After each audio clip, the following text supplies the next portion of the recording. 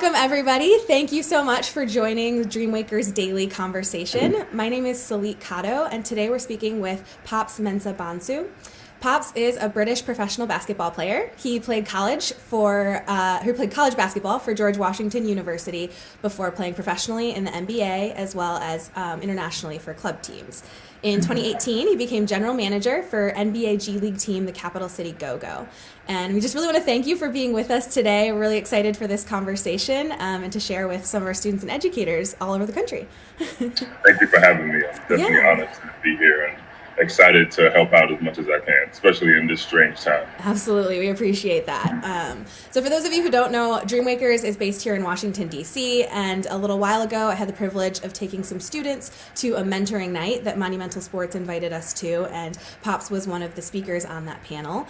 And we had a blast meeting you. The kids loved it, loved talking to the panelists, specifically to you. You spent some time with the boys afterwards, and it's all they could talk about. And I do have to start out with a little bit of a disclaimer. I was lucky enough to attend that game, but I am not a basketball person. I don't know a whole lot about basketball, so please forgive me.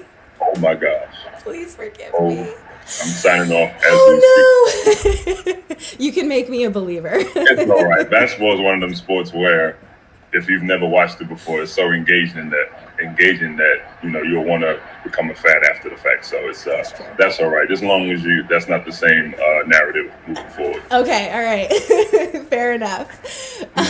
So with my disclaimer out there, I feel much better. And to start off, I would just love to hear from you a little bit about your journey and what your life and career path has been up until this point. We've only got an hour, right? No, it's wow, where do I start? I was born and raised in London, England, of parents of Ghanaian descent in West Africa, and excuse me, make sure this is on silent. I grew up running track and playing soccer in London, moved to the US at 15. Oh, I'm lying, on my 16th birthday. Wow. My 16th birthday, I moved to the US just to go to school. Okay. And I had played basketball recreationally, but like I said, track and soccer were my first loves and the sports that I was taking seriously. I was running track in high school. I played JV my sophomore year, and I really thought I was going to go to college and even further go to the Olympics to be a high jumper. Oh. But I was playing basketball and I kept growing. I think when I moved over here, I was like 6'3", 6'4". And by the time I got to college, I was like 6'7", 6'8". And so I realized if I wanted to be successful in track, you had to be Usain Bolt. And that's a tall task. So I figured I could, if I could just get a scholarship to play basketball, then I at least could get my education. Which is funny that not too many people know this. I had my scholarships for track were way better than they were for basketball. I had some of the biggest schools in the country recruiting me and offering me scholarships for high jump, but they weren't looking at me the same for basketball. So, I figured if I focused on basketball a little bit more, I could at least get a Division I or Division II scholarship to at least, get my education. I was blessed enough to go to George Washington University, the George Washington University, and got going there. I wasn't a very highly touted recruit. I was the last person to sign their letter of intent to go to GW, and when I got there, I just set goals for myself, and I told myself, try to be one of the best players on the team. And fortunately enough, by the time we played our second game, I was starting. So after my first year, I told myself, okay, you was able to start. Let's see if you could be one of the better players in the conference, in the Atlantic 10. And I was able to get the Atlantic 10 most improved player my sophomore year. So it dawned on me that every time I set a goal, I somehow accomplish it. Disclaimer, some of your goals are not for everybody's consumption. So just be careful who you tell those goals to, because people might try to bring you down or tell you you're crazy for trying to accomplish them. And I always tell people you need illusions of grandeur to if you want to achieve something special, because you have to believe in yourself before anybody else can do it. So my junior year, after becoming most improved player, I told myself, try to be one of the best players in the country. And we beat Michigan State and Maryland. We beat Maryland a lot. That's one of our rivals. So all those perks out there you go. We beat Michigan State and Maryland, and then we became nationally ranked. And I remember going back to school, and a friend of mine asked me if I was coming back to school, and I told him I was already on campus. I don't understand what you're talking about. And he was like, "No, silly. Are you gonna go to the NBA or come back to school?" And mind you have to understand, my freshman year, we were the worst team in the conference. I was probably not one of the better players on that team. So if we're the worst team in the conference, I'm not one of the best players on that team. Fast forward to my junior year, being asked if I'm going to go to the NBA, it was light years in between that time, and I was shocked. I didn't know how to handle it. I didn't know, what to say, but I realized my window of opportunity had finally opened, and I had the opportunity to go to the NBA. So I just kept working. I ended the draft my junior year and decided to come back to school. Interesting story, actually. My parents are both Baptist Pentecostal ministers in London, and they're very big on education. They had never seen me play basketball until. Is that sound too loud? Oh, that's okay.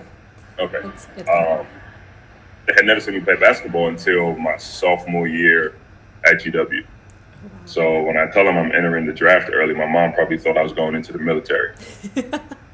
And she keeps telling me, "What about your education? What about your education?" And I told her how much an NBA rookie makes, and she was like, "You could always get your degree at another time."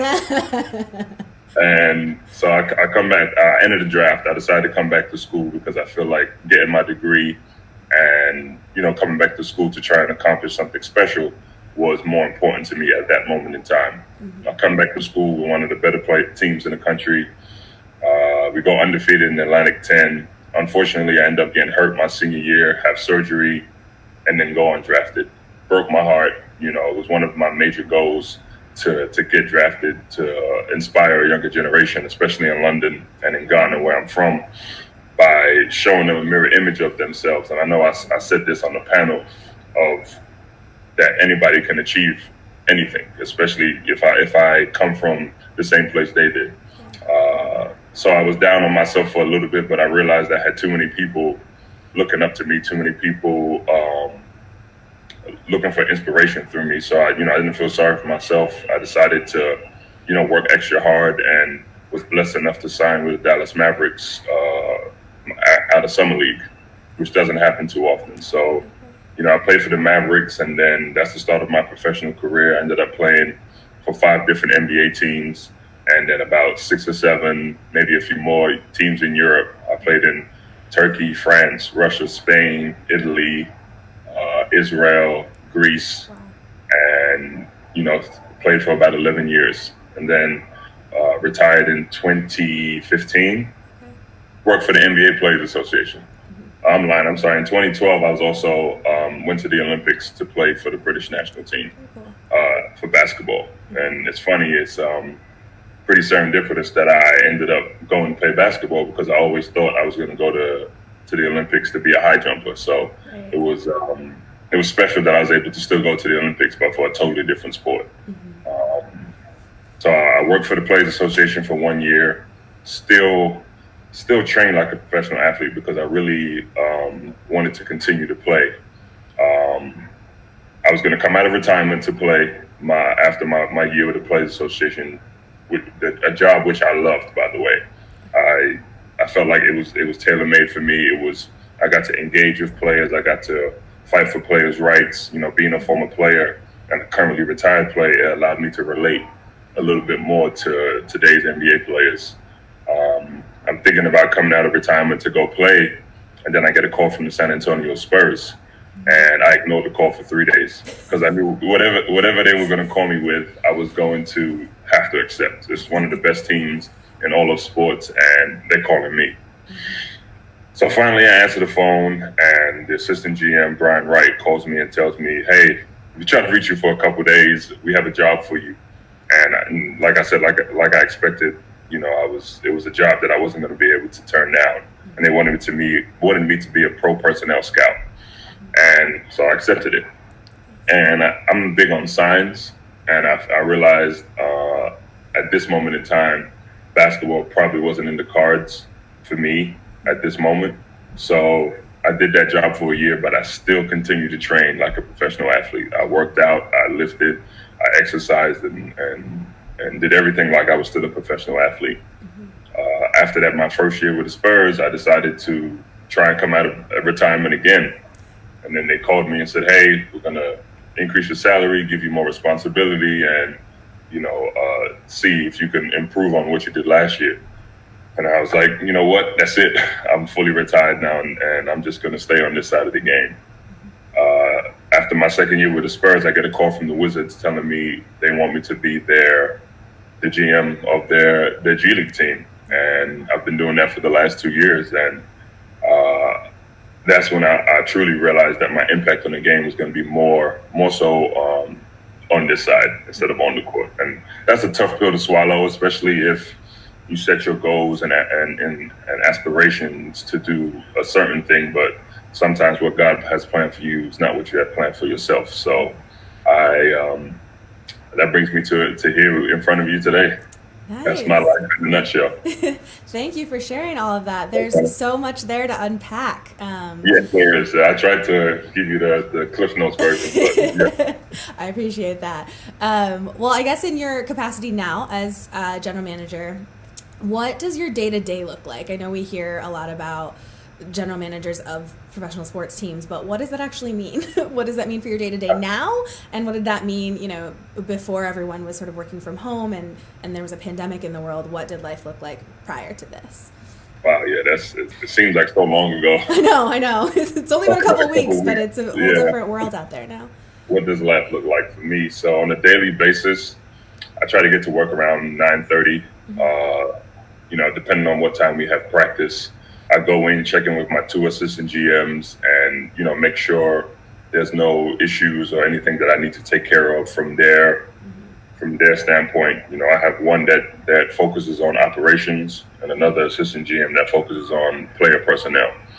So I come in, I check in with them, get the rundown of what's going on, need to find out if there's any decisions I have to make prior to the day starting. Then I go into my office, I check my emails, touch base with some agents, because the G League is a revolving door and it's ever changing. And so you always have to be ready if a player gets called up, if a player ends up going overseas, if, God forbid, a player gets injured, and you have to, be up to date on what players are available to sign. So I check that. If practice is at 11 a.m., I go to the court and I touch base with all the players, all the staff, all the coaches, to see how they're doing.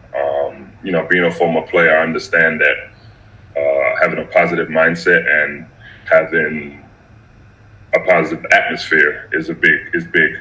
So I try to make sure everybody is in good standing, everybody's feeling good, and just ready to tackle the day. We have a saying at Capital City, and we call it win the day.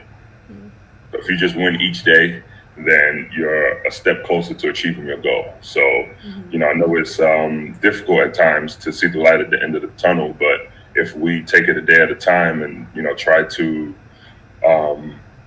conquer that day, then it just makes it a lot easier. I always tell people the journey is better than destination. Everybody wants to get to that end goal. And, for me, it could be, being a GM of an NBA team one day. But if I solely focus on achieving that goal, I kind of lose sight of what is going on in the present day and what is going on in front of me. So, I definitely try to enjoy and soak in my experience on a day-to-day basis because that's what's going to make achieving my goal special. So I always tell people the journey is better than the destination. So understand your journey, appreciate your journey. And, when you do reach that goal, you'll definitely look back on those experiences, good or bad, as defining moments for you. Yeah, absolutely. So sorry, I took a little tangent, but okay. So I check that, I watch practice, and, after practice is done, again, checking with the players, checking with the staff, and see what's going on. I'll probably end up watching Wizards practice and touch base with my direct superior. and the Wizards. And that's pretty much my day. It's pretty simple because I get to watch basketball for a living. So it's not as crazy as people would think, but it is.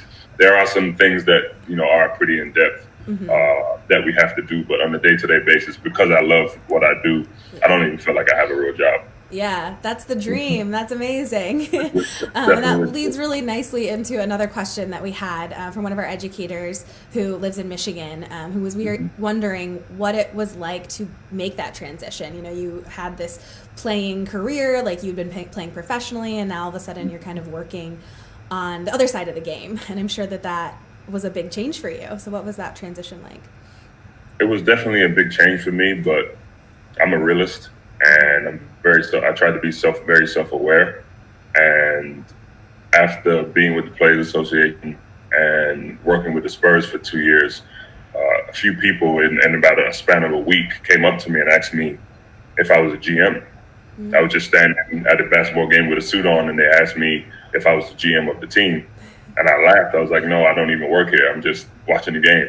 And, somebody else came to me and asked me, had I ever thought about being an executive in professional basketball? And it didn't. And until that day, I hadn't thought about myself on this side of the game. And I always thought that players run the game on the court. And I think it's a time where players have to start taking control of things outside the game too, and off the court too. So I felt like, it was time we started having some players, especially African-American players, on the position of leadership or on the executive side. So for me, the transition was difficult because I really wanted to continue playing.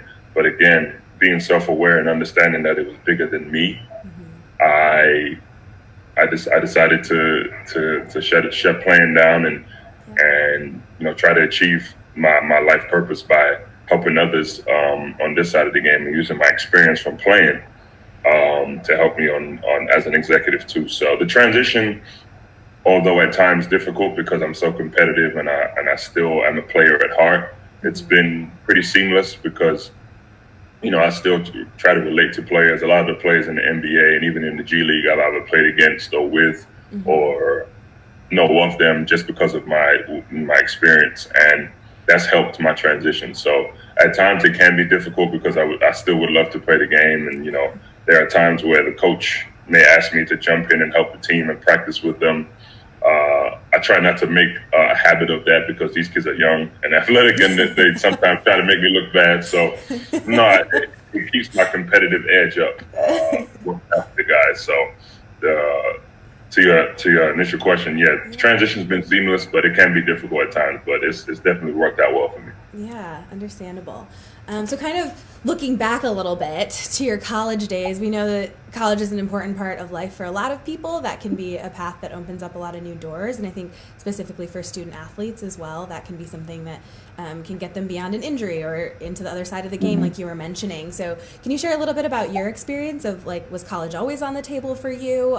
What was that decision like to go to college and then choosing to major in psychology? What does that decision mean to you?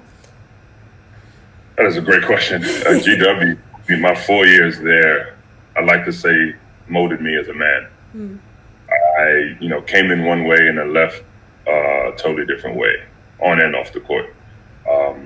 Came in looking for direction, came in not knowing where this would lead, and, just soaked it up. It's a very diverse school, institution at GW, and I met a lot of different people.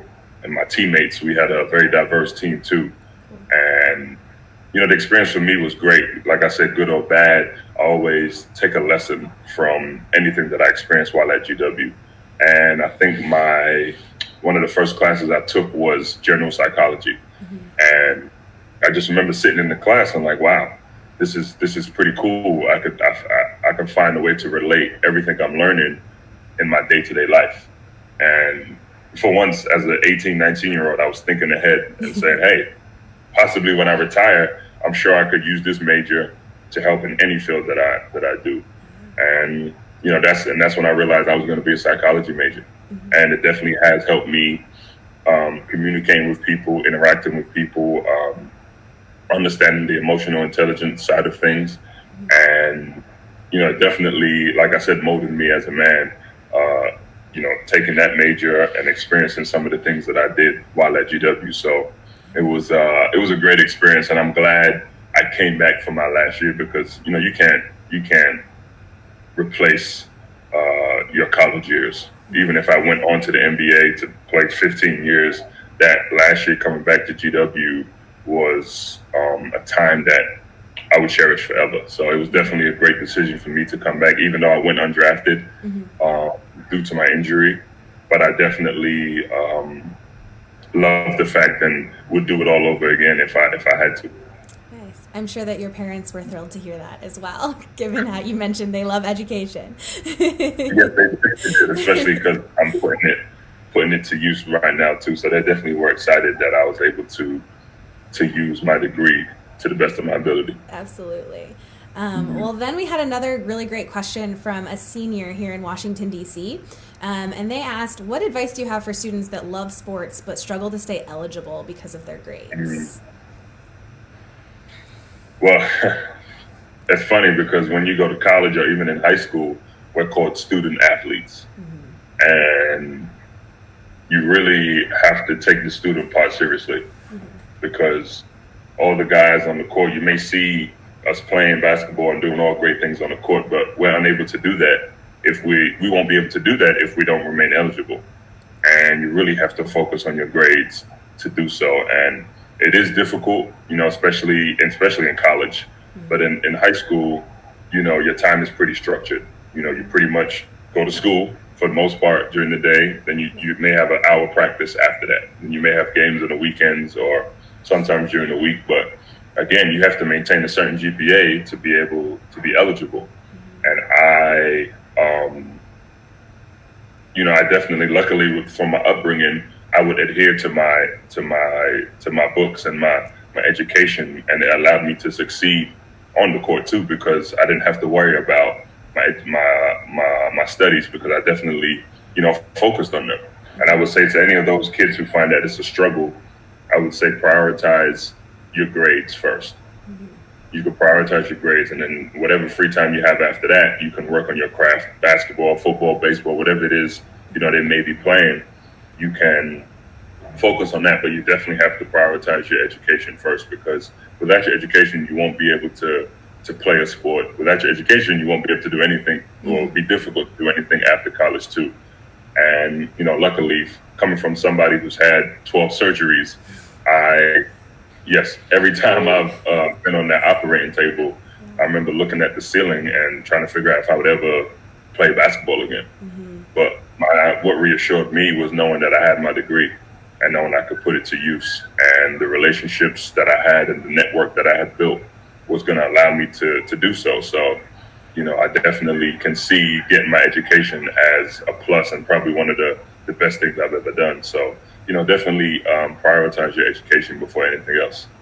Absolutely. That's a great tip. So we have another student from a 6th grade student in Georgia who is curious about your biggest obstacle that you faced in your career and how you've overcome it.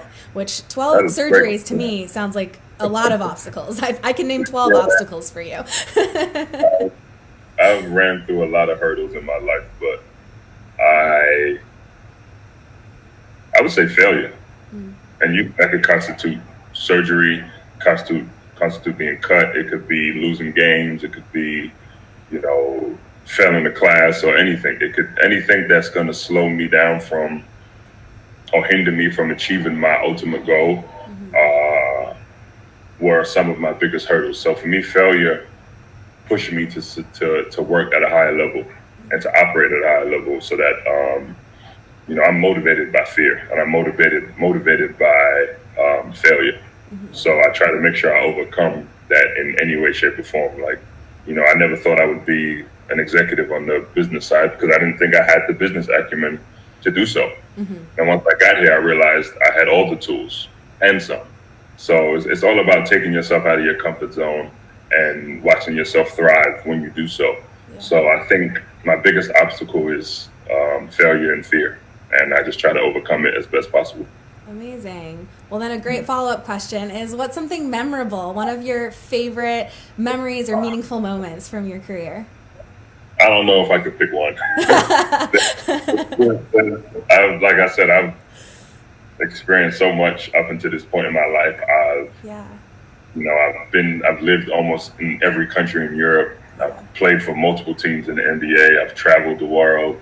I've seen a lot of things. I've been an Olympian.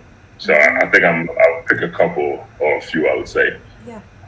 My first one was we went undefeated at the in college in the Atlantic 10, which only I think 3 or 4 teams have ever done in history, which was pretty a big deal.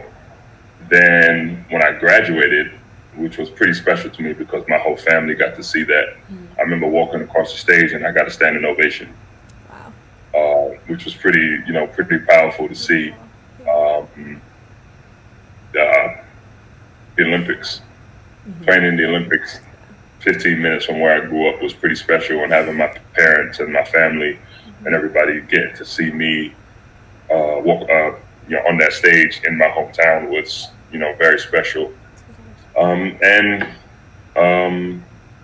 being inducted to the GW Hall of Fame, that was something that I never would have imagined or never thought that I was going to be in the cards for me. And when I got the call that I would be inducted to the Hall of Fame, I cried. Oh, yeah. I did. That's Like incredible. I didn't, again, coming from the humble upbringing and beginnings that I had, those type of things don't happen to guys like myself. So experiencing that and being a part of that was, very special to me, and probably one of the proudest moments in my life. So those are 3 or 4 of the most memorable moments to date. That's incredible. A big part of what we do is finding professionals like you and putting them in front of students and saying, like, this could be you. These are paths. These are ways to be successful. So it's really cool to hear you see that and to hear about some of your dreams coming true. It's amazing. Thank you. So I guess to sort of wrap things up, I am just curious if you have a couple pieces of advice or things that you'd like people to take from this conversation today, particularly students out there who might want a career similar to yours. Like, what are some things you would tell them? I would say, especially in this time when they're home and when they're not doing their schoolwork, I would say definitely focus on your schoolwork, because I know a lot of kids are doing online work and online classes to buy the time or to get by because, this is a strange time for us. I would say if you love something and passionate about something, you should work on it. Work on your craft. Work on what it is that you do. If you want to play basketball, if you want to be an engineer, if you want to be a doctor, whatever it is, you should work twice as hard at it to achieve it, because I'm living proof that whatever you put your mind to, you can achieve. If you had asked me at 15, 16 that I was going to have a professional basketball career, I was going to play in the NBA, I was going to be an Olympian, I was going to be in the Hall of Fame, I was going to even play college basketball, I would have laughed at you. And you probably would have laughed too, because I didn't think it was in the cards for me. These type of things don't happen. I wouldn't expect to happen to somebody like myself. But once I saw that window of opportunity open a little bit, I kicked it open. So, I definitely try to tell kids, again, like I said before, the process, the journey is better than the destination. Think about what you want to achieve and, create a vision board. If you want to be an NBA player, if you want to just go to college to play basketball, think about some of the stuff that you want to do and look at those vision boards daily. Look at those vision boards and see and allow them to motivate you.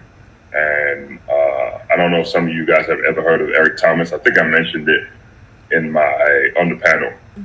Eric Thomas is a motivational speaker who I was watching one day, and he said, once you figure out your why, then the rest of your life is set. So you figure out why you want to do something, why you want to achieve something, or why you do something, then every time you don't want to wake up in the morning to go work out or study a little longer, think about why you do it. For me, my why was my family, my country, a generation of younger athletes who I felt like may have looked up to me, and I couldn't fail. So anytime I wanted to to give up or I wanted to not do something, I thought about those people who were counting on me to succeed, and that my why always kept me going. So figure out what your why is, figure out what your life purpose is, and once you do that, your life begins. That's amazing, and succeed you have. I'm sure everyone in your immediate community is very proud of you. Thank you so much for taking time to talk with us today. We really appreciate it, and just appreciate you taking the time to share some wisdom with us. Oh, anytime. I appreciate it. I love what you guys are doing over there, and definitely inspired by it. So when I got the call, I was excited and jumped at the opportunity. Hopefully, my message resonates to the kids and the teachers too. I'm sure that it will. So thank you everyone for joining us for today's DreamWakers Daily Conversation. You can tune in every day at 1 p.m. Eastern Time to hear from more career professionals. And we will be posting these videos to our page after they air. So be sure to check them out on our Facebook at DreamWakers.